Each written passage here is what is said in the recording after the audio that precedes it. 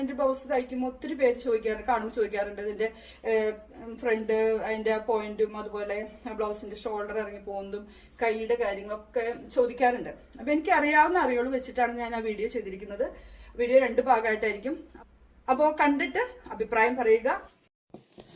First പാർട്ടിൽ നമ്മൾ ചെയ്തത് നമ്മുടെ ഫ്രണ്ട് പോർഷനിലെ പോയിന്റുകൾ, അതായത് ടക്കുകൾ എങ്ങനെ രേഖപ്പെടുത്താം, അതുപോലെ അളവെടുത്ത് എങ്ങനെ യോക്ക് കറക്റ്റായിട്ട് വെട്ടണം, അതുപോലെ അങ്ങനെയുള്ള കുറച്ച് കാര്യങ്ങൾ പറഞ്ഞു പോയി. ഷോൾഡറിൻ്റെ അളവെടുക്കുന്നവരെയാണ് നമ്മൾ പറഞ്ഞു പോയത്. അപ്പോൾ ആ ഭാഗം കാണാത്തവർ ഒന്ന് നമ്മുടെ വീഡിയോ ഒന്ന് കയറി കാണണം. ഞാൻ അതിൻ്റെ ലിങ്ക് ഇതിൻ്റെ കമൻസിൻ്റെ കൂടെ ഞാൻ പിൻ ചെയ്തിട്ടേക്കാം.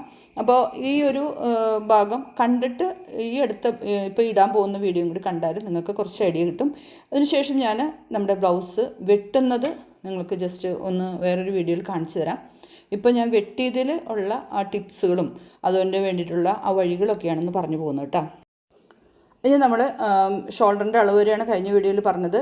ഇനി കൈക്കുഴിയാണ്. കൈക്കുഴിക്ക് ഇതേ രീതിയിൽ തന്നെ നിങ്ങളൊന്ന് ചെയ്യുക. ഷോൾഡർ എത്രയാണോ എടുത്തത്, ഇപ്പോൾ 12ൻ്റെ പകുതിയാണ് ഒരു വശത്തേക്ക് എടുക്കുന്നുണ്ടെങ്കിൽ 6 ഇഞ്ച് ഇറക്കമേ പാടുള്ളൂ ആ കൈക്കുഴിയുടെ ഇറക്കം എന്ന് പറയുന്നത്. അതുപോലെ തന്നെ ഒരു 5.5 എടുത്തിരിക്കുന്നതെങ്കിൽ 5.5 ഇഞ്ച് ഇറക്കം വെച്ചിട്ട് നമ്മൾ കൈക്കുഴി ഒന്ന് ഫ്രണ്ടിലെ കൈക്കുഴി ഒന്ന് എന്താ പറയുക ഒന്ന് കുഴിച്ച് വെട്ടും.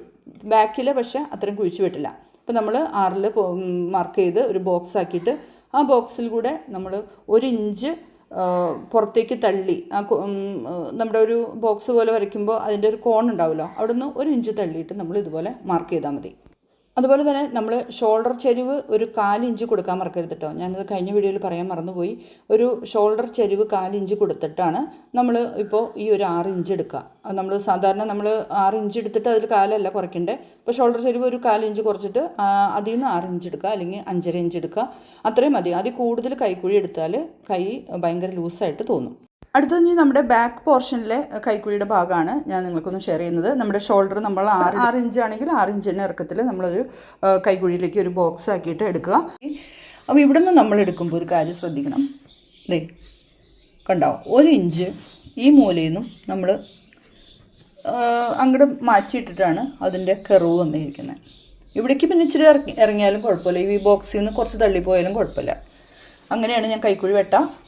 പിന്നെ ഇവിടെ ഒന്ന് ശ്രദ്ധിക്കേണ്ട ഒരു കാര്യം, തീരെ വണ്ണമില്ലാത്തവരാണെങ്കിൽ ഇങ്ങോട്ടൊന്നും കൊണ്ടുപോകണ്ട, ഇങ്ങനെ തന്നെ വെട്ടി കുറച്ച് ഒരു ഇഞ്ച് എന്നുള്ളത് ഒരു 1/4 1/2 ഇഞ്ചിൻ്റെ അവിടേക്ക് ആക്കിയിട്ട് വെട്ടിയാൽ മതി. ഇത് വീതി കൂടുന്തോറും ഇതിങ്ങനെ ഇറങ്ങി പോയിക്കൊണ്ടിരിക്കും. കൈയുടെ ഇവിടെയൊക്കെ ചുളിവുകൾ വരും, ഇവിടെയൊക്കെ ചുരുണ്ടിരിക്കും, ഇങ്ങനെ എന്താ പറയുക ഒരു ഭംഗിയില്ലാത്തതുകൊണ്ടിരിക്കും. അപ്പോൾ ശരീരപ്രകൃതി അനുസരിച്ച് നമുക്ക് ആളുടെ ബ്ലൗസിൻ്റെ കൈക്കുഴിയൊക്കെ വെട്ടുന്നത് നന്നായിരിക്കും. അപ്പോൾ ഇതാണ് ഞാൻ വെട്ടുന്നൊരു ഐഡിയ. ഇനി ഈ ബാക്ക് പോർഷൻ്റെ മുമ്പിൽ നമ്മൾ ഫ്രണ്ട് ഒന്ന് ഞാൻ വെച്ച് കാണിച്ചു തരാം. അപ്പോൾ ഫ്രണ്ടിൻ്റെ കൈക്കുഴി ഒന്ന് കുഴിച്ച് വെട്ടണ ഒരു കാര്യമുണ്ട്. ഇതാ ഇതിൻ്റെ വ്യത്യാസം കണ്ടോ. ഇവിടെ നമ്മൾ ബാക്ക് നമ്മൾ 1 ഇഞ്ചാണ് എടുത്തിട്ടുണ്ടെങ്കിൽ ഫ്രണ്ടിൽ വരുമ്പോൾ ഒരു 1/2 ഇഞ്ച് എടുത്താൽ മതിയാവും. ഈ ഒരു ഭാഗം ഒരു 1/2 ഇഞ്ച് ഇങ്ങനെ കുഴിച്ച് വെട്ടി ഇതിൻ്റെ ലെവലിലേക്ക് എത്തിക്കണം. കഴുത്ത് കണ്ടോ, കഴുത്ത് ഇതുപോലെ ഇവിടെ ഒന്ന് ഒതുങ്ങി പോന്നിട്ടുണ്ട്. പക്ഷേ ഞാനിവിടെ ഒന്ന് വിടുത്തായിട്ടെടുത്ത് ഇത് കണ്ടോ കുറച്ചും കൂടി കയറി വന്നേക്കണേ, കണ്ടല്ലോ അറിയാം. ഒരേപോലെ വെട്ടുന്നവരുണ്ട്. അപ്പോൾ ഇത് ഇങ്ങനെ ഒന്ന് വെട്ടി നോക്ക് നിങ്ങൾ, അപ്പോൾ നിങ്ങൾക്കൊരു ഐഡിയ കിട്ടും.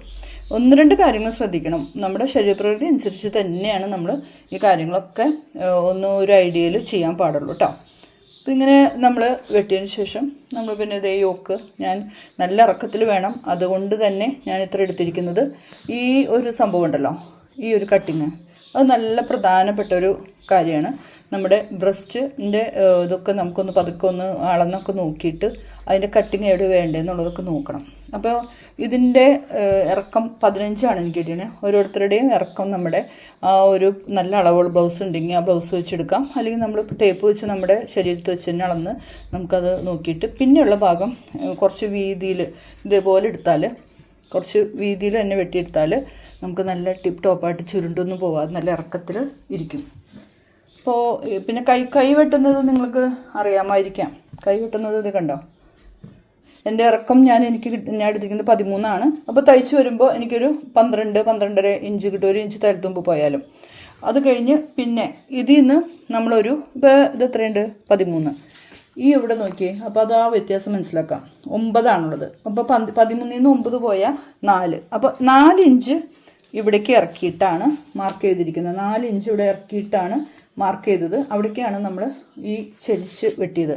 ഇനി ചരിച്ച് വെട്ടിയതിന് ശേഷം നമുക്ക് ഫ്രണ്ടിലെ ഭാഗം കുറച്ച് ഉള്ളിലേക്ക് വെക്കുകയാണെങ്കിൽ ഇവിടെ ഫ്രണ്ട് നമ്മൾ കക്ഷത്തിൻ്റെ അവിടെ ചുളിഞ്ഞിരിക്കില്ല. അതും കൂടി ഒന്ന് ശ്രദ്ധിക്കുക. അപ്പോൾ ഇത്രയും ഭാഗം കൂടി വെട്ടി കളഞ്ഞ് നമ്മൾ തയ്ക്കുക.